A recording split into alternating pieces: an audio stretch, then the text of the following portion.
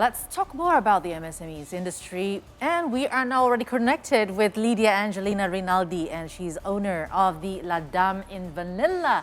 Good afternoon, Lidya. I mean, when I hear La Dame in Vanilla, it sounds like something very sweet, like a dessert kind of thing. Yeah. Now, I think about beautiful, pretty in vanilla. Perhaps, yeah.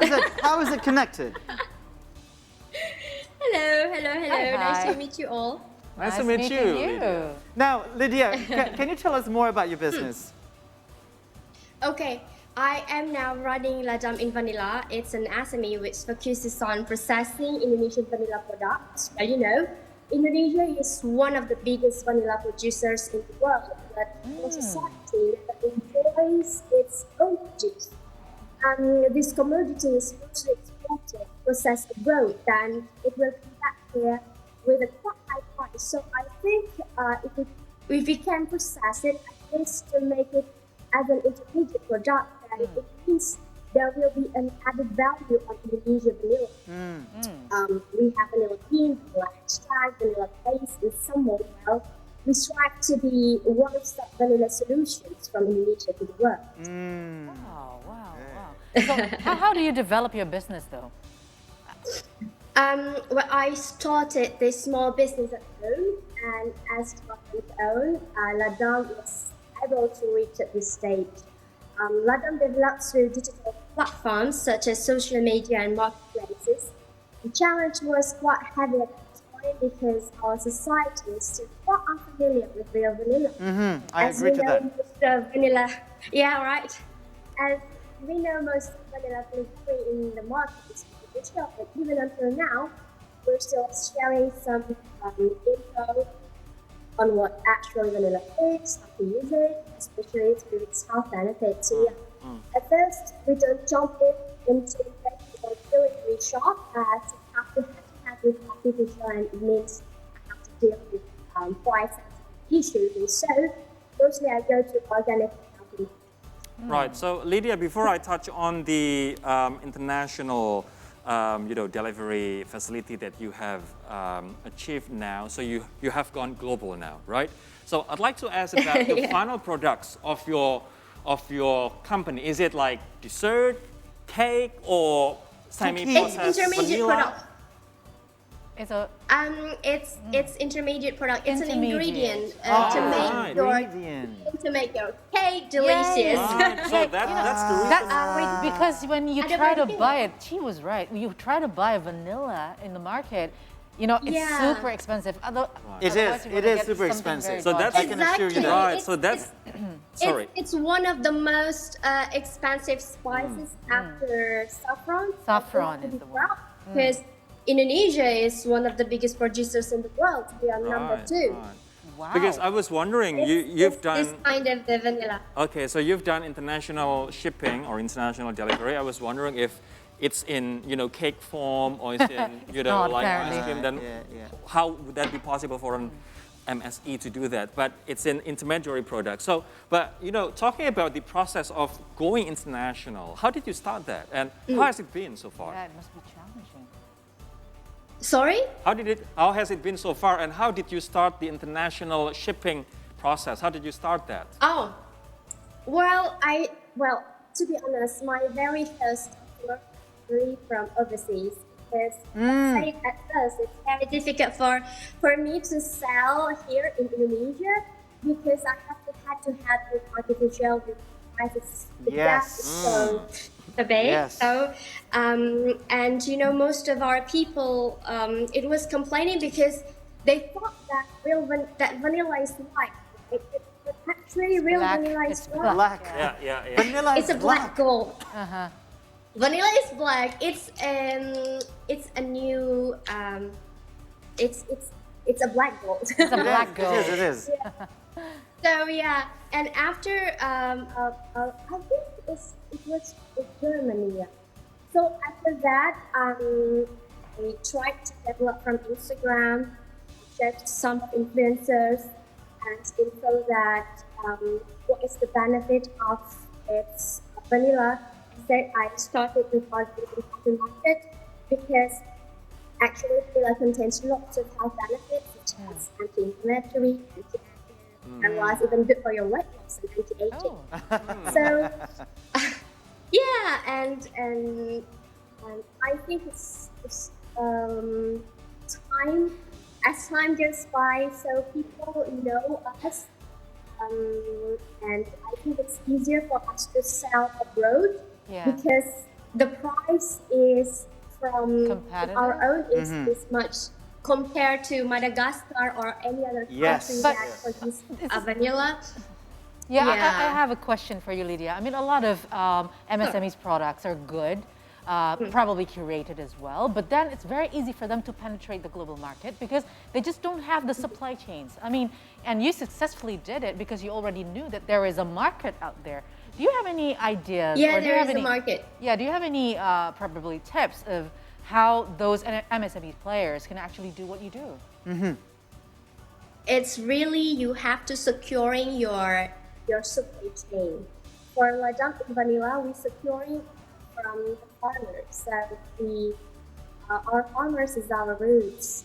We started with one farmers, which is very difficult because at that time there were no farmers who wants to plant vanilla anymore because the price was dropped down. And at that time, I was very difficult to find vanilla for my own. I love baking. It's very hard for me to find one. And so when I checked the store, it's very expensive.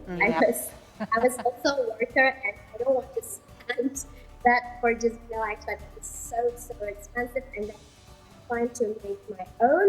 But then it's very difficult for me to find the material. Yeah. And then I found that the vanilla price will go down, and you have to find the farmers that want to plant vanilla again. So it's like the vanilla is reviving Indonesian vanilla in 2016.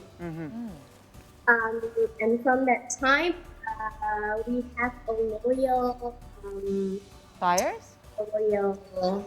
farmers that Oh, working with us, farmers, yeah. and also that's hard. through social media. Yeah. We started from Instagram. Right? Well, I reckon that is actually one of the challenges faced by Ladam and Vanilla as an MSMEs, and I totally agree. If you are baking at home, you might have known that the only vanilla that you can find in the market which deemed to be the best right now is from Madagascar. But it's contrary with what Lydia just said. Indonesia is the second producer, the highest, the biggest producer in the world. Exactly. You can Googling it now. Yeah, you can actually Google it now. I mean, Alia, you bake. I do bake sometimes. So every time I bake. You do bake. I eat. You eat. Eat baking products. So for those of you, you might have found that everything in the market, starting with a good vanilla, everybody would say Madagascar. But in this case, in this fight to market Indonesian vanilla out there internationally, one of the things that you use has been the digital platform. And now government is aiming for MSMEs in Indonesia to go digital. What is your opinion on this? What is actually the developments or some what you call it, some things to patch up the crippled condition in the digital MSMEs world at the moment? Nomor 4 ya. Well, I think digitalization cannot be avoided because the whole world is going up. We even have a virtual interview to say about time. Of course, if you want more effective in getting the market, as it is supposed to be below, and talking about the government, there is only one challenge for SMEs, it's yourself, because now there is a lot of government and private support for SMEs, training, mentoring, funding, certification, and so it's just a matter of willing to not go to the what. And for Ladam, well, yeah, I think this kind of is actually one of our best stage. Sales surprisingly was increased. So when you see something difficult or it's an obstacle, actually you have to see something. There will be always a positive point every occasion. Yeah, I'm curious about how you put the story of your La Dame vanilla in vanilla products, because usually people buy it because there's a story on the Exactly. products, and it's like a marketing tool or a gimmick to your product so that people are Storytelling. interested to Yeah, buy. the storytelling. How do you know that this is the good one to actually make your buyers buy? Well, it's again, I started from my farmers because it was so sad that vanilla is one of the most expensive spices in the world, right? But our farmers live, living of farmers. Impoverished. And so we started to create bonding with them. Not only plants that I buy, no, we Yeah. have like a bonding, the relations. We want to build a sustainable and a fair trade system with our Right. farmers. And also, my concern in this business is, our society not just produce and then export, and then it will come back to our country with more Expensive. expensive price. Yeah. You know what? That's Our also my society pet peeve. is at the cheap and the artificial Right. one, which actually the health benefit of vanilla extract is very great. Why this vanilla has to just be enjoyed abroad? Why not? I love the way how This you is talk. this is interesting point. This is by interesting, Lydia. yeah. Nowadays, the trend has shifted that more people are more aware of fair trade activities, sustainable Exactly. sustainability, and also environmentally friendliness. Right? Yeah, You yeah. touch on Exactly, yeah. fair trade with local farmers. How do you have this kind of mechanism about fair trade with local farmers so that their destiny, their impoverishness can be changed from your business practices? How it is done? Well, every once a month I get a meeting with them. I get in touch directly with them because when we deal with farmers, it's very difficult on how to communicate with our business partners and our farmers. The way we get in touch, the way we communicate is very different. Yeah. And so we really have to keep, again, that's those kind of bonding. And also when normally they go to Middleman, tengkulak, is it? the middleman, yeah. Yeah, yeah. When they sell the vanilla to the middleman, of course the price is very low. Yeah. And so we offer the best price to them. So at least the economy is even getting better with when they work with them. Now, we've been seeing this from your business's point of view, but to take a bigger telescope on this MSMEs, you as a part of community, how do you see the development of MSMEs in Indonesia so far? Well, the development in SMEs in Indonesia is moving so fast. If you look at the number of local products in the market, as well as its business owners who are still very young, very innovative in making use of products. In the past, most people who graduate from college wanted to work in an office. Yes, that's They right. have started to learn Like to the be an dream of entrepreneur, everybody at the time. even from high school. Yeah, that's right. Right. Okay, but there's Yeah. sometimes there's a gap, right? As you mentioned before, Hans, the owners of MSMEs businesses are the older generation that is not very much literate to Yep. the digital, savviness and Yeah. all that. So they don't know how to do it. So what do you think, Lydia, that the government or probably other sectors should try to help this matter? Well, the government is very supporting regarding SMEs. Actually, it can be seen that almost all ministries they have programs for SMEs, and so hopefully they can be consistent regarding this. And so back again to your previous question, actually, it's about yourself. So it's about a matter.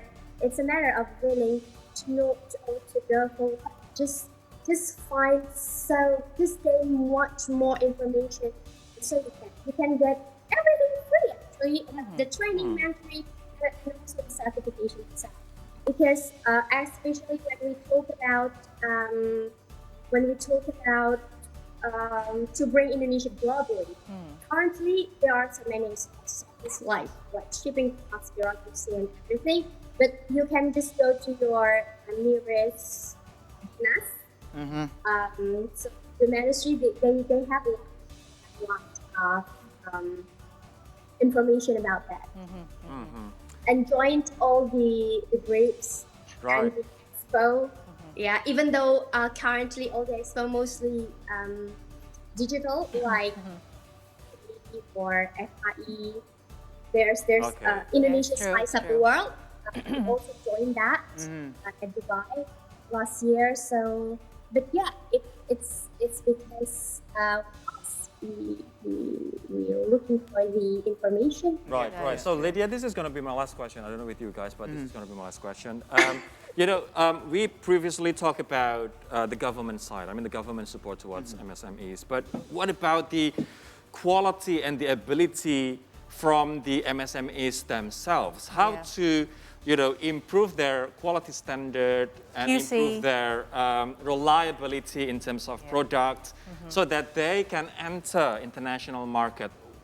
What do you advise to Indonesia's MSMEs so that they can improve and go to the next level?